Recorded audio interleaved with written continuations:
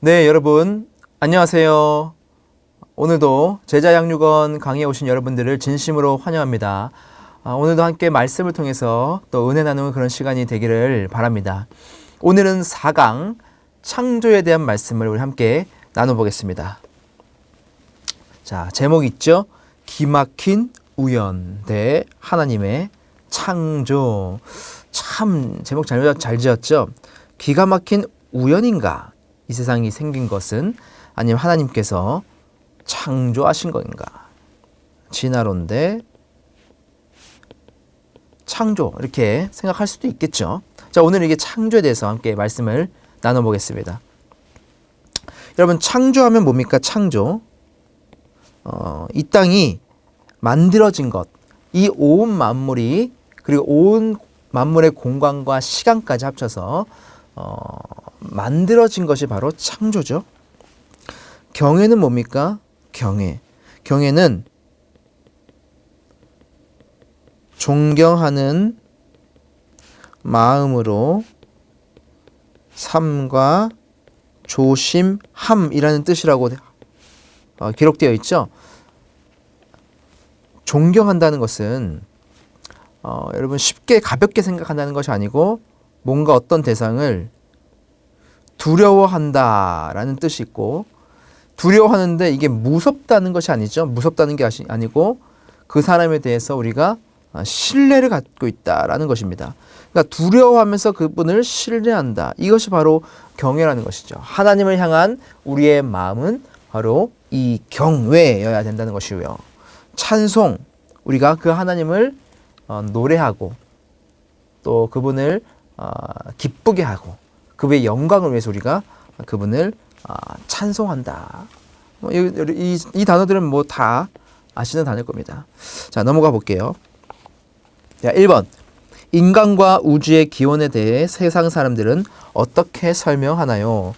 각자 알고 있는 이야기들을 자연스럽게 나누어 봅시다. 자, 우주의 기원. 야, 참 뭔가 고차원적인 그런 질문이죠. 존재론적 그런 질문을 지금 우리에게 던지고 있는데, 여러분 세상 사람들은 어떻게 생각할까요? 어떻게 설명을 할까요? 보통은 이렇게 이야기합니다. 자, 빅뱅 이론을 이야기하죠. 빅뱅. 어떠한 먼지가 하나 있어요. 아주 작은 먼지가 있는데 이 먼지가 아주 고온 그리고 굉장한 압력을 받습니다. 그래서 갑자기 이 먼지가 팡 하고 터지는 거죠.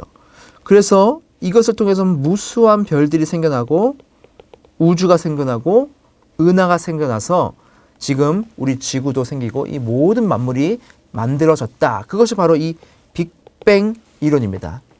대부분의 과학자들과 또 세상 사람들은 이 빅뱅 이론을 믿고 있겠죠. 그런데 여러분, 이 빅뱅 이론을 우리가 설명을 할 때 이 빅뱅에서 단점이 있습니다. 설명을 하지 못하는 부분이 있어요. 그것이 뭐냐면, 그렇다면 이 먼지는 어디서 왔는가라는 것이죠. 그럼 첫 번째 시작됐던 그 먼지는 도대체 어디서 시작된다는 것이죠. 이거에 대해서 설명을 못한다는 거예요. 그런데 우리 기독교는 아주 간단 명료합니다. 말씀에 그렇게 기록되어 있죠. 하나님께서 이 세상 온 만물을 만드셨다. 끝난 거예요. 우리 기독교의 기원은 바로 하나님입니다. 자, 여러분, 만약 이렇게 볼 때 생각해 보세요. 만약 우리 인간이 시작된 것을 어떤 먼지에서부터 시작됐다고 생각해 보십시다. 먼지에서 시작해서 이 우주가 생겼고, 이 우주 안에 지구가 생겼고, 이 지구가 생겨서 이 안에 어떤 아메바가 존재하는데, 이 아메바가 진화해서 뭐 곤충이 되고, 쭉 있겠죠? 포유류가 되고, 그리고 사람이 됐다. 여러분, 만약 이렇게 믿는다고 해보십시오. 그리고 하나는, 우리 인간이 태어난 것은 하나님의 형상으로 창조되었다. 여러분, 이 두 개 중에서 어떤 것을 믿는 것이 여러분 더 긍정적일까요? 어떤 것을 믿는 것이 더 우리 인류에게, 우리 인간에게 더 좋은 것일까요? 우리의 시작이 먼지라고 생각해 보십시오. 우리의 시작이 아메바라고 생각해 보십시오. 여러분, 그러면 인류에 어떠한 뭔가 비전이 있을까요? 소망이 있을까요? 없어요. 하지만 우리가 시작된 그 시작점이 하나님의 형상이라고 우리가 생각을 한다면 달라지는 것이죠. 우리의 존재 자체가 달라지는 것입니다. 그래서 우리 이렇게 생각할 때도 여러분, 우리는 하나님의 창조로 우리 모든 것들이 시작됐다는 것을 믿는 것이 훨씬 더 좋다는 거죠. 2번 보겠습니다. 여행을 하다 보면 아름다운 자연을 보게 됩니다. 기가 막힐 정도로 아름다운 자연 광경을 바라볼 때 어떤 생각이 드십니까? 여러분, 아주 멋진 자연 광경을 여행하면서 만나게 돼요. 막 정말 막 상상도 못할 그런 자연 경관, 나이가라 폭포, 아니면 그랜드 캐년. 저는 별을 보면 하나님의 창조를 보게 됩니다. 제가 아주 중학교 때 낭만 있을 때잖아요. 그때 눈이 쫙 밤에 내립니다. 아무도 밟지 않는 곳에 이제 파카를 입고, 두꺼운 파카를 입고 이제 걸어가요. 그리고 그 위에 대자로 눕습니다. 그리고 하늘을 탁 쳐다보면은 그 하늘이 정말로 수많은 별들로 가득 차 있어요. 그리고 그 별들이 막 제 눈으로 막 쏟아지는 겁니다. 저는 그 별을 보는 것을 굉장히 좋아했어요. 그때 저는 어떤 생각을 했냐면, 와, 정말 저 수많은 별들이 있는데, 수천, 수백, 수억 개가 있는 저 별들, 저 발광체들, 지구는 발광체도 아닌데 저 수많은 별들이 어떻게 생겨났을까? 수많은 별들 중에서 아주 작디 작은 지구라는 별이 있고, 그 지구라는 별 안에 70억 인구가 바글바글 살고 있는데 그 중에 한 명인 나인데 나는 얼마나 작은 존재인가? 저 모든 것을 만드신 하나님은 얼마나 큰 존재이실까? 그런 생각을 했던 적이 있습니다. 여러분, 우리 신자들은요, 이 자연을 보면서, 이 만물을 보면서 어떤 생각이 듭니까? 하나님의 크고 놀라우심을 보게 되는 것이죠. 시편 19편 1절 볼까요? 하늘이 하나님의 영광을 선포하고 궁창이 그의 손으로 하신 일을 나타내는도다. 창조주 하나님의 놀라우심을 이 자연 만물을 통해서 보게 된다는 것이죠. 이것은 바로 신자의 반응입니다. 그런데 불신자의 반응은 어떻습니까? 불신자는 단순히 감탄하고 끝. 하지만 신자는 하나님께 영광을 올려드리게 된다는 것입니다. 자, 3번 볼게요. 성경의 제일 첫 문장은 4단어로 이루어져 있습니다. 태초에 하나님이 천지를 창조하시니라. 이 짧은 문장은 하나님의 창조에 관한 많은 것을 알려주고 있습니다. 각 단어를 통해서 깨달을 수 있는 것을 자유롭게 나눠봅시다. 자, 여러분, 태초는 뭘까요? 창조가 언제 됐는지 우리가 알 수 있죠. 언제 됐습니까? 태초. 이 세상이 시작할 그때, 아무것도 없는 곳에서부터 시작할 그때가 바로 태초이죠. 태초. 이 모든 만물의 출발점입니다. 시작점이에요. 그리고 하나님은 뭡니까? 창조의 주체죠. 창조의 주체. 곧 누가죠. 누가 창조한 겁니까? 하나님께서 창조하셨다는 것이죠. 자, 하나님께서 창조하셨다는 것은 뭡니까? 이 만물, 창조된 이 창조물, 창조 만물이 생기기 전에 하나님이 존재하셨다는 것을 나타내는 것이죠. 그러니까 만물이 시작되기 전부터 이미 하나님은 계셨기 때문에 하나님이 만들 수 있는 거죠. 자, 천지, 언제, 누가, 무엇을 만들었냐? 바로 천지를 만드신 것이죠. 천지는 하늘과 땅을 말하는 것이 아니고 이 모든 만물의 시작과 끝을 전부 더한 것을 말하는 것이죠. 그리고 여기 안에 또 뭐가 있을까요? 공간뿐만 아니라 우리가 지금도 계속해서 흘러가고 있는 시간까지도 포함되어 있는 것이죠. 이것을 어떻게 하셨냐?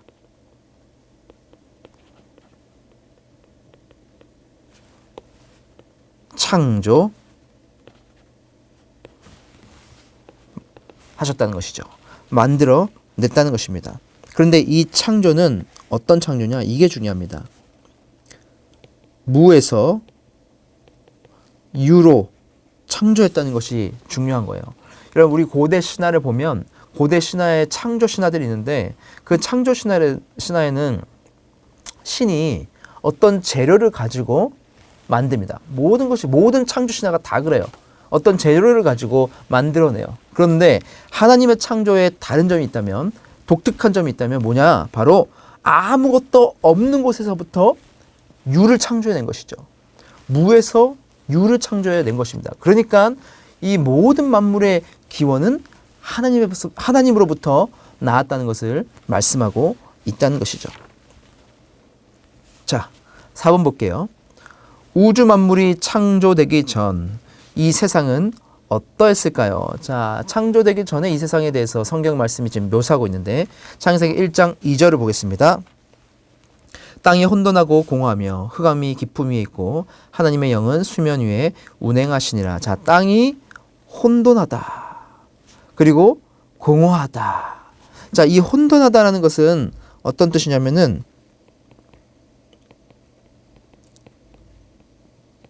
자, 형체가 없다. 그러니까 형체가 없다는 것을 지금 혼돈하다라고 지금 표현한 것이고, 자, 공허하다라는 것은 그 어떤 뜻이냐면은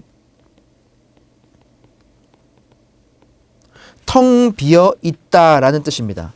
그러니까 모든 이 우주가 형체도 없고 텅텅 비어 있었다는 것이죠. 이 텅텅 비어 있는 아무런 형체도 없는 혼돈하고 공허한 이 우주 안에 하나님께서 이 텅 빈 곳에 이 우주와 또 만물을 채워 넣으시면서 창조를 하셨다는 것입니다.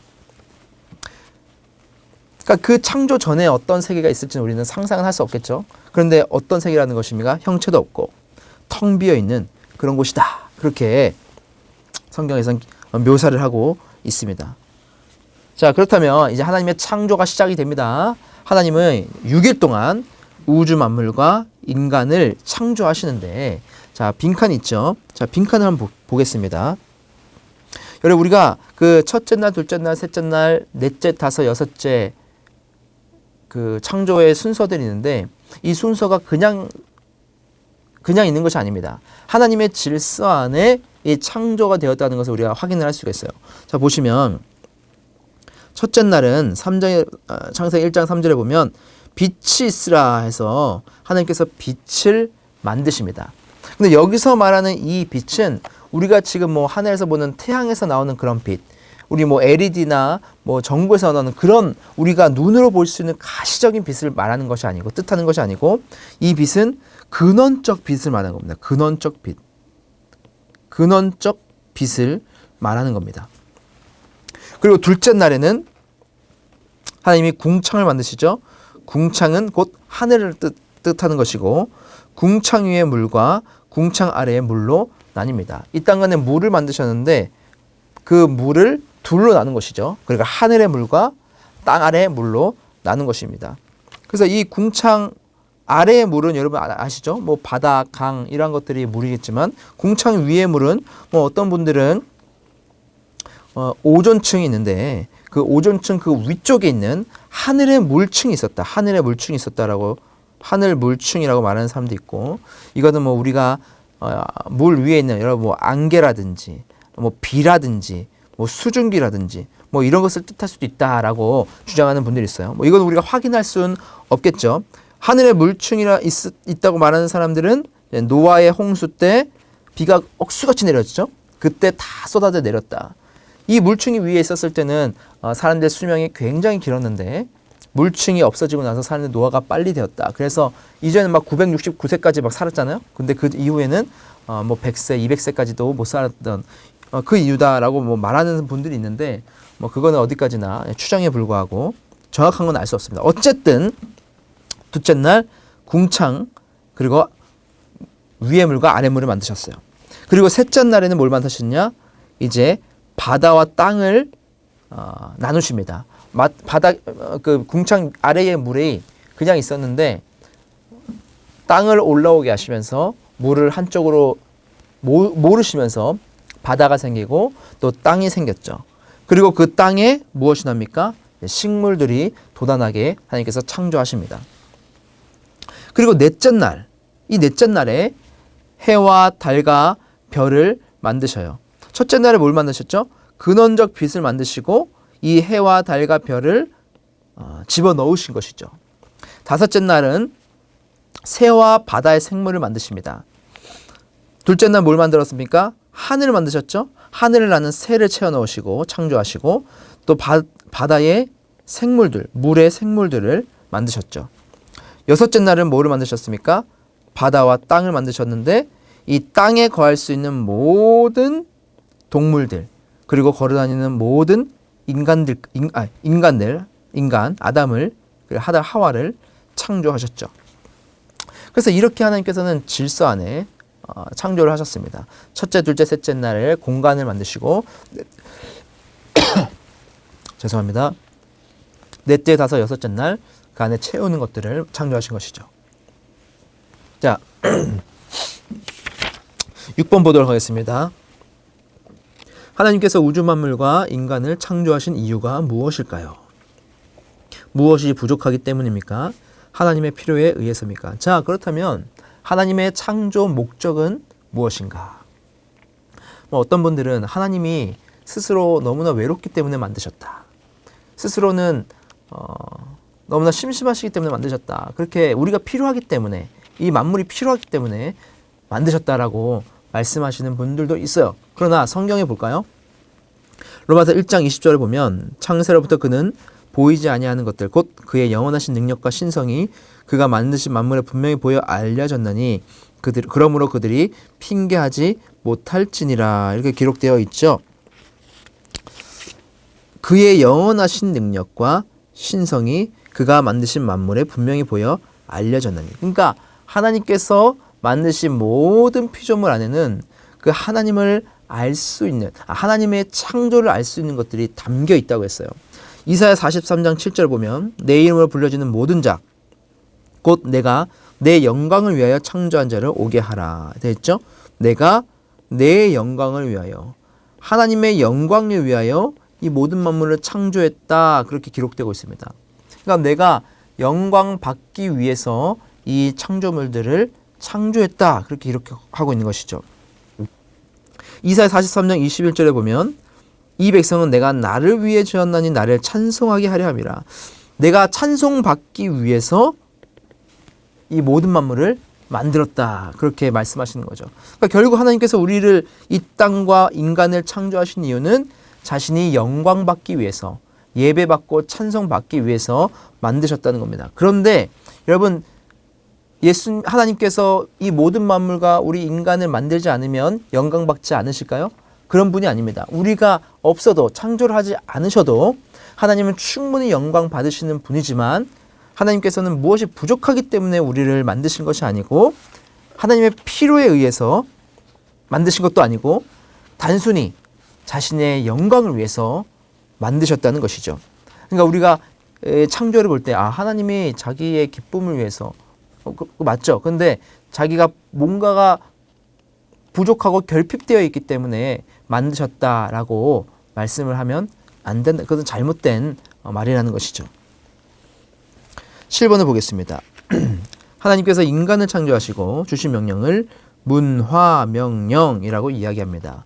생육하고 번성하고 땅을 충만하며 땅을 정복하고 다스리라는 명령이 무엇을 의미할까요? 창세기 1장 28절에 지금 이 말씀이 나와 있죠. 자, 뒤에 보시면 생육하고 번성하여 땅에 충만하라. 땅을 정복하라.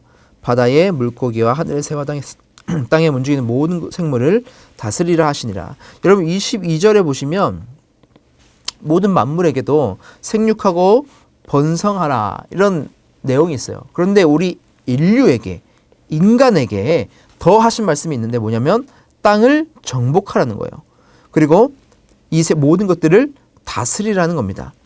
여러분 우리가 여기서 이 정복이라는 단어를 오해합니다. 우리 인간 모든 사람들이 우리 자연 만물을 마음대로 해도 된다고 잘못 오해를 하기도 하는데 그것은 절대 아니죠. 잘 관리하고 또한 잘 다스려서 모든 만물이 이롭게 될 수 있도록 너희가 모든 것들을 내가 너희에게 맡긴다. 그런 의미가 바로 이겁니다. 그래서 이것을 우리가 하나님께서 우리에게 주신 문화명령이라고 하는데 이 문화명령 안에는 단순히 자연만 있는 것이 아니라 모든 이 땅에 있는 학문 그리고 모든 과학 그리고 자연 그리고 사회 이런 모든 것들을 다 통틀은 것을 말하는 것이죠. 그러니까 하나님께서 이 땅에는 모든 것들을 우리 인간에게 맡기셨고 다스리고 잘 관리하라고 말씀하신 겁니다. 8번 하나님이 창조하신 세계에는 하나님의 질서가 있었습니다. 하지만 인간이 범죄함으로 인해 그 질서가 깨어지고 훼손되었습니다. 하나님의 창조 질서를 회복하기 위해 우리 삶에서 어떤 노력을 해야 할까요? 되어 있죠. 자, 하나님께서 이 땅을 창조하셨는데 그냥 무질서하게 창조하신 것이 아니라 하나님의 질서가 있었죠. 그런데 그 에덴 동산이 우리 인간이 범죄함으로 모든 나무의 실과를 다 먹어도 되지만 그 하나의 나무만 먹지 말아라 했는데 그것을 보면서 나를 기억해라 그렇게 말씀하신 건데 그것마저 따먹으면서 내가 하나님처럼 되고자 했던 그 인간의 탐욕으로 인해서 죄가 들어왔죠. 그것으로 인해서 사람은 쫓겨나게 되고 모든 자연 만물에 죄성이 임하게 되어서 이 모든 세상이 어그러지고 무디어지고 깨어지는 그런 이 세상 속에서 우리가 살아가게 되었다는 것입니다. 그런데 하나님께서는 그것을 그냥 놓아두시는 것이 아니라 창조 질서를 회복시켜 나가십니다. 그것을 위해서 우리도 노력해야 되는 것이죠. 하나님의 선택받은 백성으로서 중생하여서 거듭나여서 새로운 삶을 살게 된 우리들은 이 하나님의 창조 질서를 회복하는 일에 우리도 함께 동역해야 된다는 겁니다. 자, 사도행전 3장 21절 볼게요. 하나님이 영원 전부터 거룩한 선지자들의 입을 통하여 말씀하신 바 만물을 회복하실 때까지 하늘이 마땅히 그를 받아두리라. 그는 누구죠? 예수 그리스도죠. 예수 그리스도께서 이 땅 가운데 오셨을 때에 이 만물이 회복될 것이다. 그러니까 이 말씀은 뭐냐? 곧 예수 그리스도를 통해 회복이 이루어진다는 것을 말씀하고 있는 겁니다. 이것은 완벽한 회복입니다. 완벽한 회복. 이때 완전하게 이 모든 자연 만물과 모든 것들이 다 새롭게 회복되어지는 것이죠. 자, 창세기 2장 15절 볼게요. 여호와 하나님이 그 사람을 이끌어 에덴 동산에 두어 그것을 경작하며 지키게 하시고 기록되어 있죠. 자, 그 사람이 무엇을 합니까? 에덴 동산에서 경작하며 지킨다. 우리의 사람의 본분은 이 자연 만물을 다스리는 것이고 또 경작하고 또 지키는 겁니다. 그래서 우리에게 주신 이 자연 만물을 우리가 어떻게 해야 되느냐? 소중하게 여겨야 되고 또한 잘 아끼고 가꾸고 그렇게 경작을 해 나가야 된다는 것이죠. 그런데 여러분, 시대가 가면 갈수록 자연에 대한 훼손이 너무나 심해지고 있죠. 매년 우리가 그 지구의 온도 상승으로 인해서 저 빙하가 엄청나게 많은 빙하가 녹아내린다고 하지 않습니까? 그것이 인간의 생태계를 엄청나게 많이 파괴한다고 하지 않습니까? 여러분, 지금 그런 게 있어요. 살모래 시대다. 지금은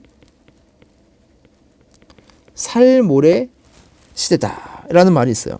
살물이 아니죠. 살물의 시대다. 이게 무슨 말이냐? 여러분, 살인 알죠? 살인은 인간을 죽이는 겁니다. 근데 살물은 물질을 죽이는 시대라는 거예요. 물질을 죽이는 시대. 하이데거라는 사람은 이런 말을 했어요. 기술의 본질은 닥달하는 것이다. 그러니까 계속해서 닥달한다는 거예요. 오늘날의 시대의 사람들이. 예전에는 이 어떤 물건 하나가 있으면, 핸드폰이 있으면 이 핸드폰의 효용 가치가 떨어질 때까지 쓰고 이게 못 쓰게 되면 그때 바꾸지 않습니까? 그런데 오늘날은 그게 아니라는 거예요. 신상을 좋아하죠. 이게 효용 가치가 있어도 내 말 그냥 들지 않아. 디자인이 별로 안 좋아. 그러면 그냥 버리고 새로운 걸 산다는 거예요. 그러한 소비가 있으니까 계속해서 산업화된 시대에는 계속해서 만들어낸다는 것이죠. 계속해서 만들려고 닥달하는 것이죠. 그러면서 이 자연은 계속해서 파괴되고 계속해서 자연이 파괴되니까 우리 인간에도 어떻게 됩니까? 빈부격차가 더 심해지고 기온이 바뀌면서 어느 나라는 더 극빈층이 되어지고 그리고 어느 나라는 더 부유하게 되고 이러한 현상들이 일어난다는 거죠. 그래서 우리가 이 자연 만물을 생각하는 우리의 마음과 생각도 바뀌어야 되는 것이죠. 우리 삶 속에서 물을 쓰는 거 하나부터 시작해서 휴지를 뽑아 쓰는 것부터 시작해서 여러 가지를 우리가 적용할 수 있겠죠. 그 가운데 우리가 이 하나님께서 우리에게 맡기신 이 문화 명령에 대한 인식을 가지고 살아가야 된다는 겁니다. 로마서 1장 26절에서 27절도 한번 볼게요. 이 때문에 하나님께서 그들을 부끄러운 욕심에 내버려 두셨으니 곧 그들의 여자들도 순리대로 쓸 것을 바꾸어 영리로 쓰며 그와 같이 남자들도 순리대로 여자 쓰기를 버리고 서로 향하여 음욕이 부릴 듯하며 남자가 남자와 더불어 부끄러운 일을 행하며 그들의 그릇 때문에 상당한 보응을 그들 자신이 받았느니라. 자, 여기서는 어떤 일이 나타납니까?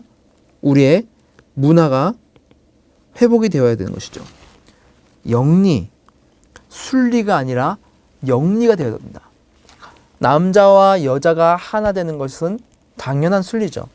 그런데 오늘날 이 포스트 모던 시대, 상대주의가 너무나 팽배해 있는 시대, 너도 맞고 나도 맞고 내 생각이 맞고 감정적으로 생각하는 이 시대에 우리가 온전한 진리를 바로 선포하고 그 진리를 따라가야 된다는 것이죠.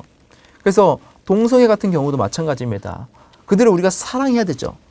하지만 사랑해야 되지만 진리 앞에서는 우리가 타협해서는 안 되는 것이죠. 그래서 성경이 말하는 이 영리를, 이 자연의 순리를 거스르는 것들을 우리가 막아내어야 한다는 것입니다. 질서의 파괴를 우리가 막아야 된다는 것이죠.